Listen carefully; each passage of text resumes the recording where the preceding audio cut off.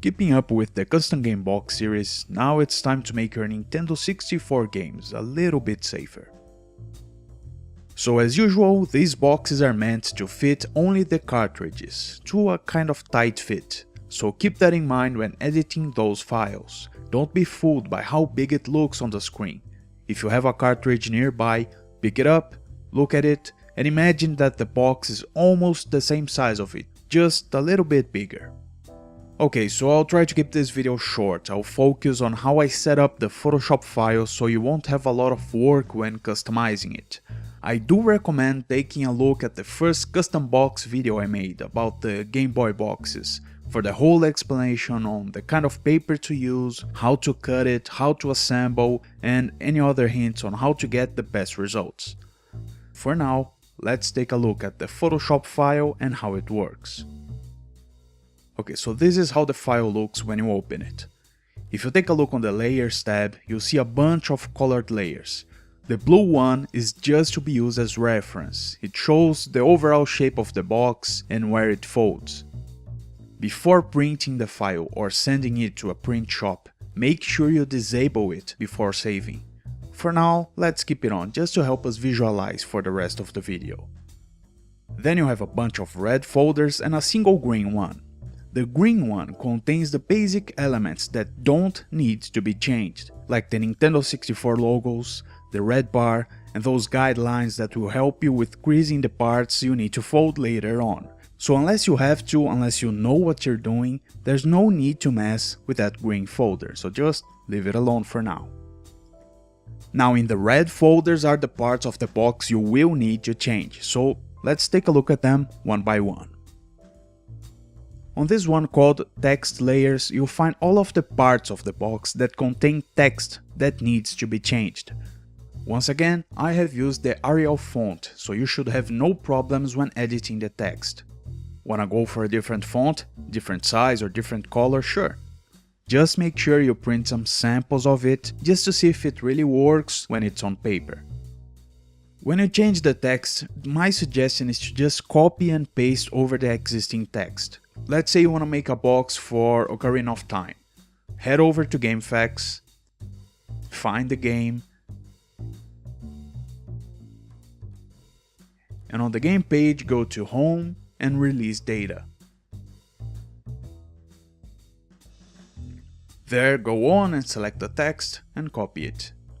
Go back to Photoshop and double click on this area right here. It will select the whole text. Then just paste it over the existing one and repeat it for all the 4 title layers. If the name of the game is too long, you can either select the whole text and decrease the font size, or just cut the title in half. It's up to you.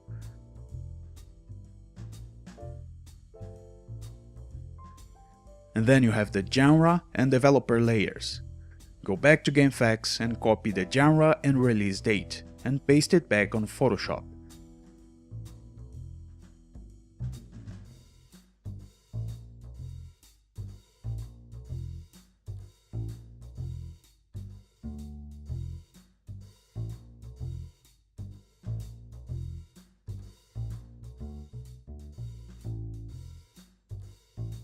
Then, on the last layer, go back one last time and copy the developer name.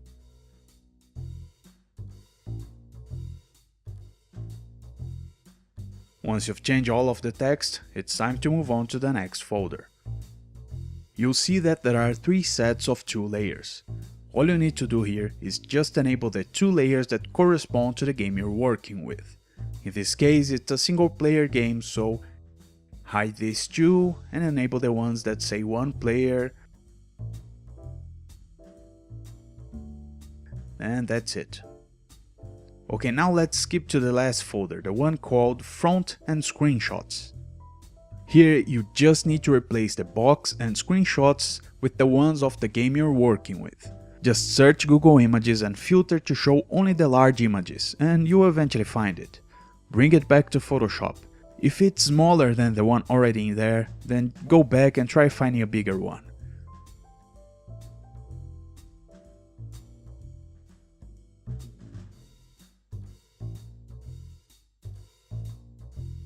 Same thing with the screenshots. After you place them, free transform them to the size, then go to Edit, Transform, rotate 180 degrees, and you're done with those two. And now to the last of the folders, the one called Background Texture. If you look on the original boxes, they all have this transparent texture going on the back and sides. Most of them have some illustrations and other elements. Given the size and layout of this box, placing an illustration wouldn't do much because you wouldn't be able to see a lot of it. Same thing with placing the logos on the side instead of writing the name of the game. Even if you manage to find the logo online, after resizing it, it would end up being so small that you wouldn't even be able to see it properly. So instead of going for illustrations, I decided going with this idea. You can see here there are a bunch of layers with different colors, and below there are several layers with different textures. The idea is that you enable only one of each, one texture and one color.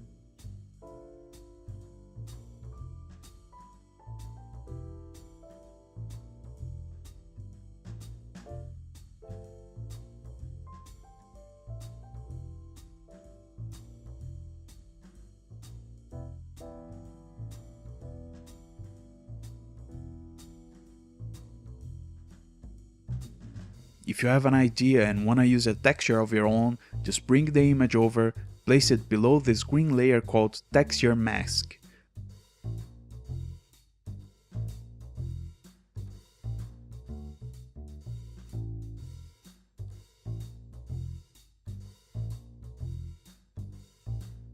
And then, with your texture layer selected, hold Ctrl and press here to select the area of interest, and then just delete the rest.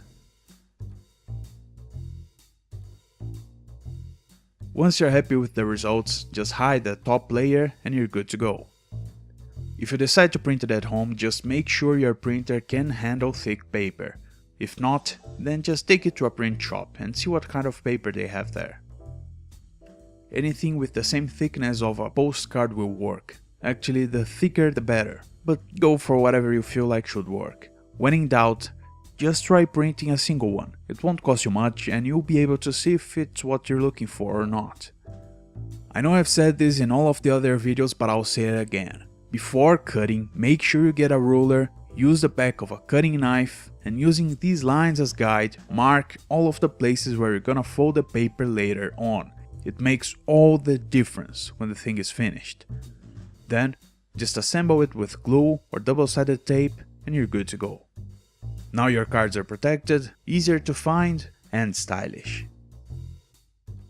I hope you enjoy them. Thank you for watching.